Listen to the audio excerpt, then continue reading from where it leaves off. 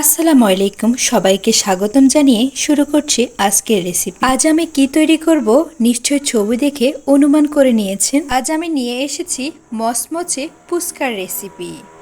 মুখরোচক খাবার হিসেবে ফুচকার জনপ্রিয়তা বেশ। আপনি কি জানেন ফুচকা কিভাবে আবিষ্কার হয়? না জানলেও আপনি কখনো ফুচকা খাননি এ কথা বলা খুবই মুশকিল। আর দেরি না করে চলুন শুরু করি মূল রেসিপিতে। ফুচকা তৈরি করার জন্য সর্বপ্রথম আমি একটি বাটিতে 2 কাপ ময়দা নিয়ে নিচ্ছি। ময়দার সাথে দিয়ে দিচ্ছি হাফ কাপ চালের গুঁড়া। চালের গুঁড়ির পরিবর্তে আপনারা সুজি ব্যবহার করতে পারেন। এখন দিয়ে দিচ্ছি বেকিং পাউডার 1 চিমটি এবং সাথে দিয়ে দিচ্ছি 2 চা চামচ সয়াবিন তেল।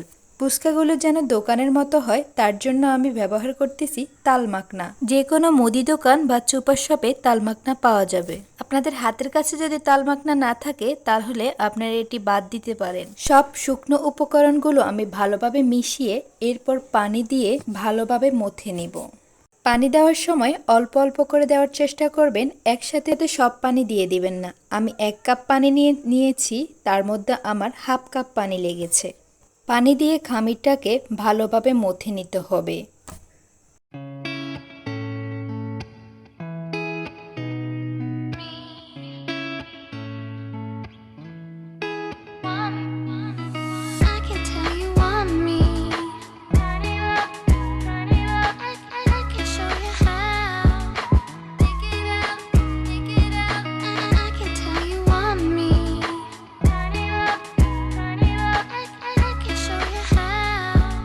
খামিরটি ভালোভাবে মথে নিয়ে এখন আমি 20 মিনিটের মতো ঢাকনা দিয়ে রেখে দিব।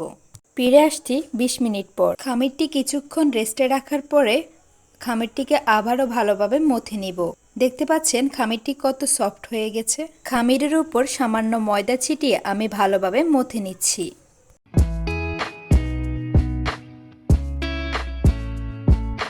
খামিরটি ভালোভাবে মথে নেওয়ার পর এখন আমি খামিরকে 4 ভাগে ভাগ করে ছোট ছোট রুটি বানিয়ে নিব।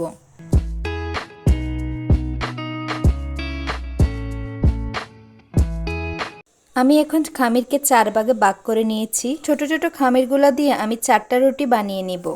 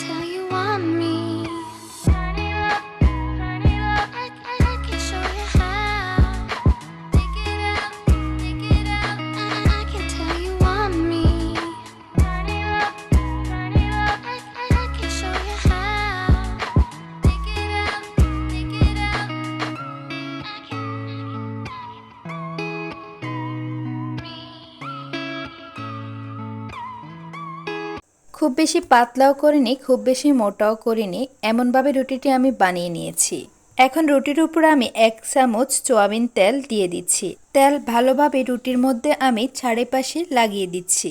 তেল রুটিতে লাগিয়ে নেওয়ার পর এখন আমি রুটির মধ্যে কিছুটা পরিমাণ ময়দা ছিটিয়ে ভালোভাবে মিশিয়ে নিচ্ছি। ভিডিওটা ভালোভাবে লক্ষ্য করলে আশা করি বুঝতে পারবেন আমি কিভাবে করে নিচ্ছি। এখন আমি আরেকটা রুটিকে এই রুটির উপরে দিয়ে দিব এবং হাতের সাহায্যে টেনে ওই রুটি সমান করে হালকা হাতে চেপে চেপে দিব। এরপর আমি রুটিকে বেলে নিব। রুটিটাকে বেলে অনেকটা লম্বা করে নিব আমি। আপনারা চেষ্টা করবেন রুটি যেন খুব বেশি পাতলা না হয়ে যায়, তাহলে রুটিটি ফুলবে না।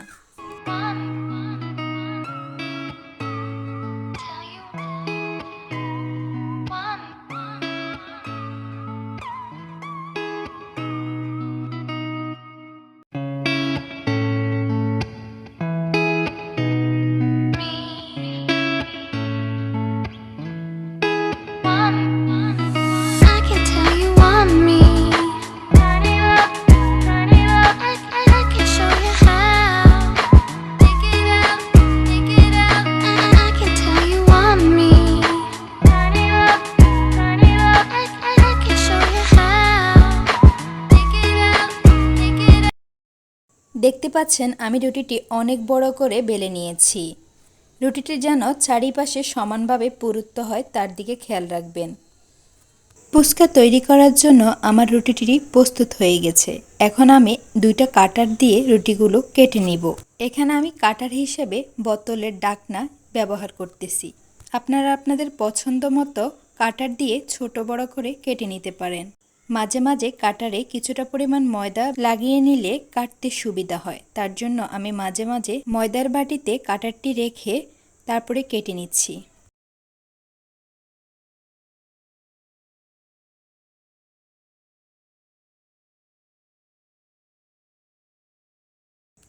আপনাদের বোঝার সুবিধার জন্য আমি আরেকটা রুটি তৈরি করে দেখাচ্ছি।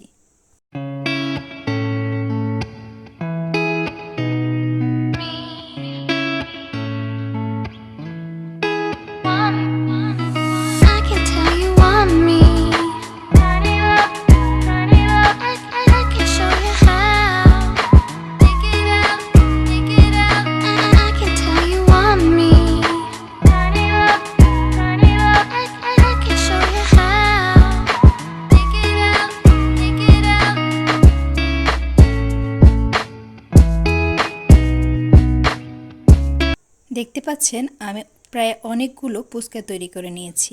এখন আমি ফুচকা ভাজার জন্য চুলাতে একটি পাইপ্যান দিয়ে দিচ্ছি, তার উপর তেল দিয়ে দিচ্ছি। তেল গরম হয়ে আসলে আমি তেলের মধ্যে এক এক করে সবগুলো ফুচকা ছেড়ে দিব। দেখতেই পাচ্ছেন তেলের মধ্যে ফুচকাগুলো ছাড়ার পর কিভাবে ফুলে উঠেছে। আশা করি আপনারা যদি আমার এই রেসিপিটি ফলো করে ফুচকা তৈরি করেন তাহলে আর আপনার একটা ফুচকাও নষ্ট হবে না। ফুচকাগুলো ভাজার সময় অবশ্যই খেয়াল রাখবেন চুলার আগুন যেন মিডিয়াম থাকে।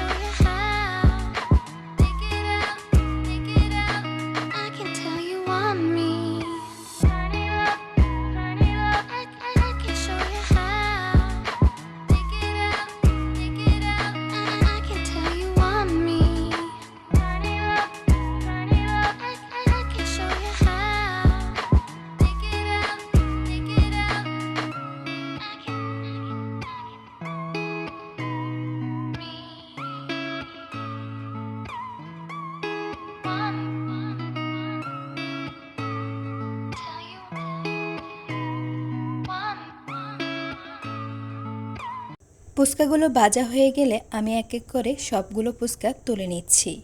দেখতে পাচ্ছেন আমার ফুচকাগুলো কিভাবে ফুলেছে। আশা করছি আমার আজকের রেসিপি আপনাদের ভালো লেগেছে। ভালো লাগলে আমার চ্যানেলটি সাবস্ক্রাইব করবেন, সাথে বেল বাটনটি চালু করে রাখবেন পরবর্তী কোনো ভিডিও ছাড়লে যেন সবার আগে আপনি পেয়ে যান। ফুচকা তৈরি করার সময় দুই একটা পিঠা ফুলে না, তখন এই ফুচকাগুলোকে আপনারা সংরক্ষণ করে চটপটিতে ব্যবহার করতে পারেন।